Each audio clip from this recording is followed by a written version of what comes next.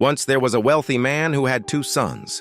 The younger son, restless and eager for freedom, came to his father one day and said, "Father, give me my share of the inheritance now." Though the request was unusual and hurtful, because an inheritance is usually given after death, the father agreed. He divided his property between the two sons. Not long after, the younger son gathered all he had and traveled far away to a distant country. There he lived wildly and wastefully, spending his money on pleasures, parties, and friends who only stayed as long as his wealth lasted. Eventually, his money ran out. At the same time, the land was struck by a severe famine. Suddenly, the young man found himself with nothing, no food, no home, and no one who cared about him. Desperate, he took a job feeding pigs, an animal considered unclean in his culture.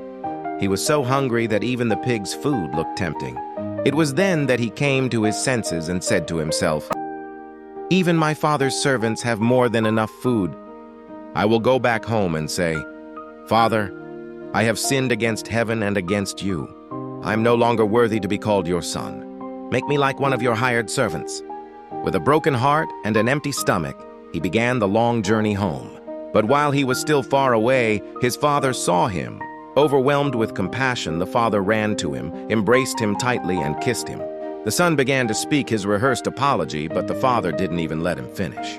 He called to his servants, "Bring the best robe and put it on him. Put a ring on his finger and sandals on his feet. Prepare the fattened calf, we will feast and celebrate. For my son was dead and is alive again. He was lost and is found." And so the household rejoiced. Music and dancing filled the air. But the older son, who had been working in the field, heard the celebration and became angry. He refused to go inside. When his father came out to plead with him, the older son said, "All these years I have served you faithfully, yet you never celebrated me like this. But this son of yours who wasted everything comes home and you reward him?" The father gently replied, "My son, you are always with me and everything I have is yours. But we must celebrate, because your brother was lost and is found."